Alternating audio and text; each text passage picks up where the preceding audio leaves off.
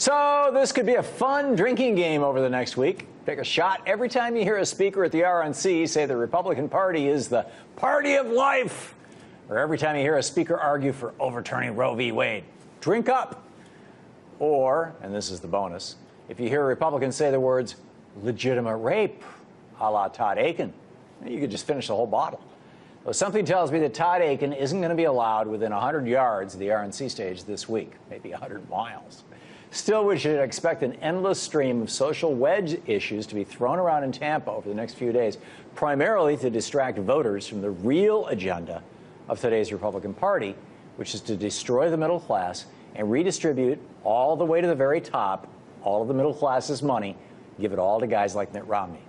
Heck, the Republican Party's official platform this year calls for a constitutional ban on abortion, even in the cases of rape and incest, a position also held by Todd Akin and vice presidential candidate Paul Ryan. But does this hardline stance against abortion really make Republicans the so-called party of life? And does it also mean that Democrats are waging a war against human life? My next guest thinks so. Dr. Carol Swain joins me now. She's a professor of political science and law at Vanderbilt University and author of the book Be the People, a call to reclaim America's faith and promise. Dr. Swain, welcome back. It's my pleasure. You argue that the Obama administration is at war with human life. Why would you say such a thing? Oh, there's so much evidence of that. I look at President Obama's career, starting with the time he was in the state legislature when he opposed the Infant Born Alive Act. That legislation had to do with instances where abortions failed and viable babies were born alive, whether or not medical attention could be rendered to those babies.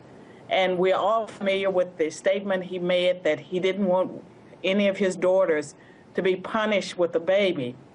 But what made me make the statement recently that his administration is at war with life concerns this legislation that went into effect August 1st, in which a young woman as young as 15 can be sterilized without parental consent. And it's one thing allowing young people to get abortions without their parents' consent, but a situation where a young woman could actually be sterilized. But Carol, legislation does not start in the White House. Legislation starts in the House of Representatives. And to the best of my knowledge, legislation like you just described never went anywhere. The one where Nancy Pelosi said we have to pass the bill to know what's in it, well, that's what was in it. And a lot of legislators did not know that. It had to be pointed out to them. And to me, you and other progressives should be up in arms, because I remember back in the 1970s when I had relatives who were sterilized. They went into the hospital having their first child, sometimes in their teens. They were handed paperwork, they signed it, they were sterilized. 10 years later, they were married, they wanted to have children, they were sterilized. Are you suggesting, Carol, that this is some variation on eugenics, that there's a racial component to this? Absolutely. So we have a black president who's trying to reduce the population of black people in America? Well, you know that's true. We both know it's true. Yes, I think so, because he cooperates with Planned Parenthood's agenda, and it's very much an agenda to get rid of certain populations. It may not just be black people and Hispanics, but also people that... 99% of what Planned Parenthood does is things like mammograms and pap tests. How is that eugenics? They don't do mammograms. They do breast exams. They don't do mammograms. So that's already been proven. Yeah. But the thing is, the Obama administration, whether it's not the preborn children, the sterilization so that young women will not be able to have children, or eventually services to the elderly, they are at war with human life. They're so concerned about the carbon footprint that they're doing everything they can to reduce the population. And the population that gets reduced is the minority population.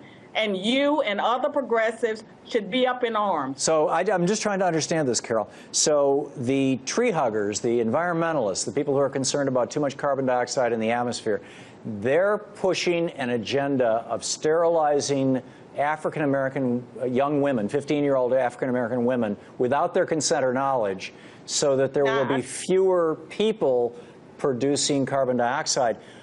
Isn't it the rich white guys who produce the most CO2? I wouldn't say it that way. I would say that they are pushing an agenda to reduce the population, and the population that tends to get targeted by the abortions and will be affected most by this sterilization will tend to be minorities and people who are poor. And so the tree huggers, they are trying to reduce the population because they're worried about greenhouse gases and the carbon footprint, but the effect of that disproportionately impacts minority communities. But Carol, you know, one of the Koch brothers with their private jet, or Mitt Romney with his private jet, or anybody worth a couple $100 million who owns a private jet, is going to have a huge carbon footprint compared to a 15-year-old African-American woman in Washington, D.C. I agree. I agree. But you know something? There's been research put out by liberals saying that a baby has a huge carbon footprint. And I mean, that's literature that you or your researchers can look up. And I'm saying you, but I really don't mean you because I know you're a good guy. But I believe that progressives need to monitor the Obama administration. You think and we're some just of being its suckered policies. by these guys? If Republicans were doing it, we'd call it genocide. We'd be up in arms. We'd call it racist. Just because it's being done by Democrats doesn't make it right. Do you think that someone who's been raped and will face psychological trauma for the rest of their life should be forced to have their rapist's baby? I don't think anyone should be forced to do anything. I think this is America. So you think women should have the right to make the choice to have an abortion if they're raped? I don't think anyone should be forced to do anything. I think I value the sanctity of human life.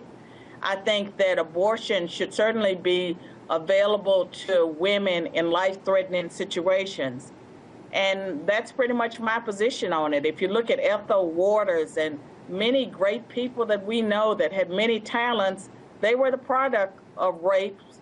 Their parents, their mothers decided to bear the child, and that child turned out to be someone that contributed greatly to our society. Yeah. So what I think is that we need to value the sanctity of human life, and in those cases where there's incest and where there's rape, I don't think you should automatically decide that a child that's born under those circumstances or is conceived under those circumstances that they deserve to die because of that. I got it. I think Dr. Carol Swain, Carol, we're out of time here, but you made your point, and you did so very eloquently. Thanks for being with us tonight.